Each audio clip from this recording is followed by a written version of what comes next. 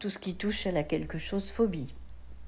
Mais parce que quand il est hors de son cabinet, eh ben, le psychanalyste est un citoyen à part entière, et donc il s'exprime librement sur ce qu'il pense de la santé de la société dans laquelle il vit.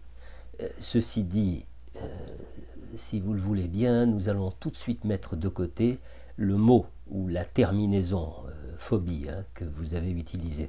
Et je ne suis pas en train de répondre à des questions de psychopathologie. Or, la terminaison en question est utilisée selon moi à des fins impropres. Et je dirais même très clairement à des fins de manipulation et de victimisation. Donc je vais utiliser tout simplement le mot peur. Alors oui, indéniablement, il y a de la peur chez de nombreux de nos compatriotes, mais pas toujours, parce que il y a aussi chez de nombreux autres une forme d'indifférence manifeste.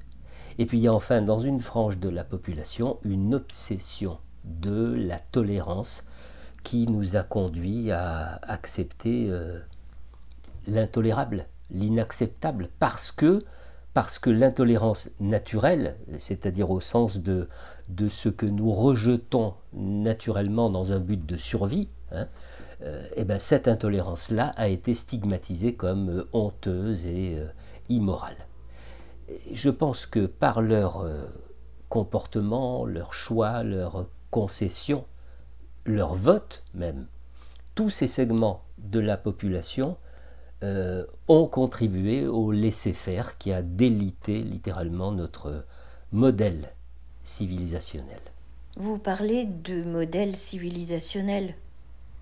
Ben oui, c'est-à-dire tout simplement une histoire, des valeurs, des coutumes, une religion, une morale, des aspirations individuelles et sociétales qui se répondent, si vous voulez, par le biais d'instances démocratiques.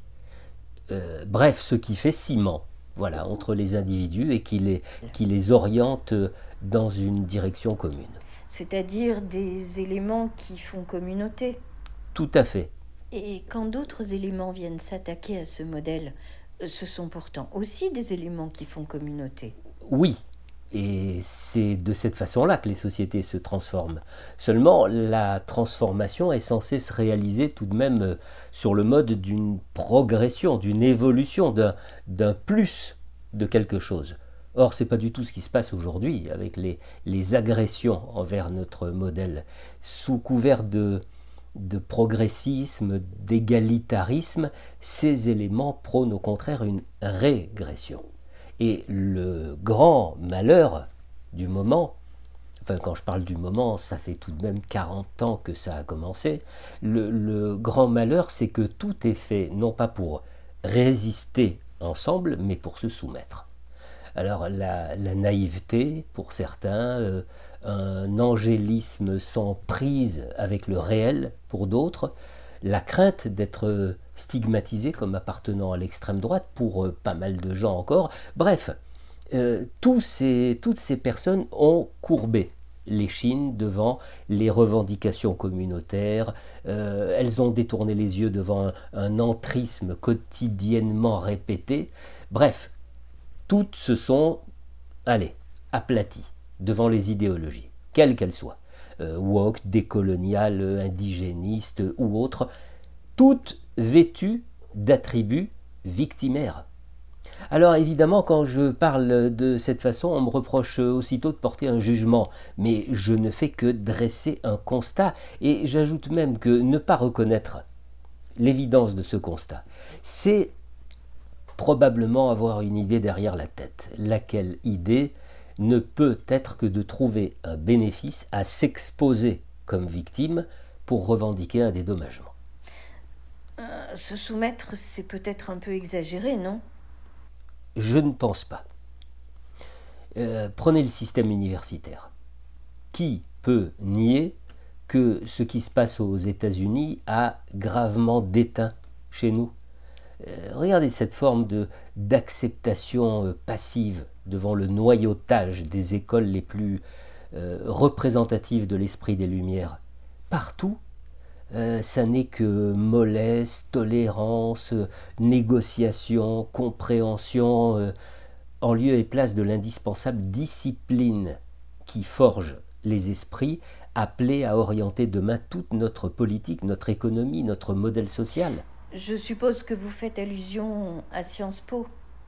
Mais à Sciences Po, à la Sorbonne et à d'autres bastions attaqués de toutes parts par les adeptes de l'obscurantisme. Alors on peut comprendre, parce que nous l'avons tous vécu, on peut comprendre cette espèce d'idéalisme enflammé qui pousse l'adolescence à épouser des engagements qui apparaissent évidents, nécessaires, presque comme des missions. Seulement, si les parents et si l'école aiguisent suffisamment l'esprit critique de l'adolescent, eh bien, celui-ci finit par devenir capable de tempérer son idéalisme en éclairant sa réflexion à l'aune des faits, à l'aune de l'histoire et de la raison. Et ça permet de poncer, si vous voulez, l'épaisseur de l'idéalisme au profit d'un réalisme bénéfique. Bénéfique dans le sens où il démasque les usurpateurs qui ont d'autres objectifs que ceux par lesquels ils enflamment les jeunes générations. Il y aurait donc une démission presque assumée, c'est ce que vous voulez dire? Assumée, je ne sais pas. Mais une démission, oui. Le pas de vague répété à l'envi dans tous les domaines, le pas d'amalgame, la complaisance outrancière, au détriment de ce qui fait briller une société, un pays, une nation, à savoir l'excellence. L'excellence en quelque chose. On a le sentiment aujourd'hui qu'il y a une véritable guerre à l'excellence qui a été déclarée. Et vous voyez, je dis déclarée, comme une maladie qui se déclare, avec des signes cliniques évidents. Tout ce qui touche à l'effort, au mérite, est désigné comme étant honteux. Mais regardez où en sont les États-Unis, qui commencent à en revenir de leur idée absurde de discrimination positive. La discrimination positive, c'est ce qui tire un pays entier vers le bas. C'est ce qui donne des chiffres si élogieux au brevet et au bac, parce qu'il n'y a plus aucune attente en termes d'effort, d'investissement, de désir de progresser. Et pourtant, il y a toujours des élèves issus de milieux défavorisés qui se sont élevés par leur travail, leur ténacité, leur persévérance. Et le mérite, aujourd'hui, c'est un mot qui est littéralement détesté. Alors, vous voyez, à force de baisser le niveau un peu partout, on en arrive à un nivellement absolument désastreux. Initialement, pourtant, le but était de ne pas stigmatiser certaines populations. Oui, objectif raté, mais totalement raté. Parce qu'en agissant de cette façon, et en persévérant de cette façon, malgré les effets manifestement aux antipodes du but recherché, on a alimenté un profond ressentiment identitaire. C'est-à-dire qu'on a fait croire à ceux qui échouaient que c'était à cause du racisme, à cause de la sélection, à cause de privilèges accordés à une certaine caste. Et on a ajouté, parmi les causes de l'échec, la couleur de peau, la race, le genre et tout le reste. On a tout misé sur la diversité. Et au lieu de miser sur la reconnaissance de l'effort, on a créé des victimes uniquement capables de revendiquer un dû. Un dû totalement indu. Commencez par apporter quelque chose à la société et la société vous le rendra.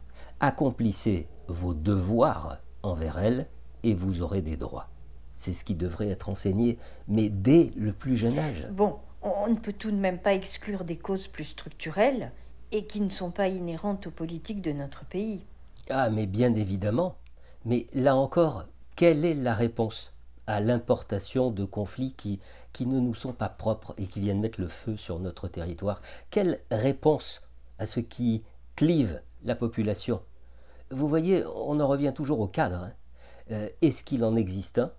Est-ce qu'il est accepté? Est-ce qu'il est respecté? Et s'il n'est pas respecté, la sanction est-elle appliquée? C'est tout. Pour en revenir à notre sujet initial, la peur, vous pensez que c'est elle qui guide ses décisions, ou en tout cas ses absences de fermeté? Bien sûr, bien sûr. la peur de l'embrasement, la peur que la paix sociale soit brisée, comme si elle ne l'était pas depuis bien longtemps. Et ça ne concerne pas seulement les gouvernants et les décideurs, ça concerne chaque individu. Regardez attentivement les sujets qui sont abordés sur les réseaux sociaux et surtout les commentaires qui sont apportés. Lorsqu'un sujet qui manifestement concerne chacun d'entre nous, un sujet de société, quelque chose de lourd, ou en tout cas qui devrait apparaître comme lourd aux yeux de tous, quand un sujet pareil collecte 1, 2, 3 malheureux et timides commentaires, qu'est-ce que cela vient nous dire? Ce que je disais au début de notre entretien, la peur. Voilà, la peur d'exprimer un avis, une opinion, et d'être en conséquence taxé de ceci ou cela, accusé de soutenir tel ou tel. Qui s'exprime librement finalement? Soit des personnes en vue, qui sont habituées à être stigmatisées par les uns et soutenues par les autres, soit des anonymes qui utilisent les réseaux sociaux comme une espèce de mode de décharge, hein. Et puis, il faut y ajouter, heureusement, une poignée de courageux. Alors, voyez-vous, que l'on n'use pas, comme le dit Jean Birnbaum, hein, du courage de la nuance, c'est déjà bien triste. Mais que l'on n'use pas de son droit à la parole pour se lever et prendre une position concernant des faits de société qui nous concernent tous, je trouve que c'est bien pire.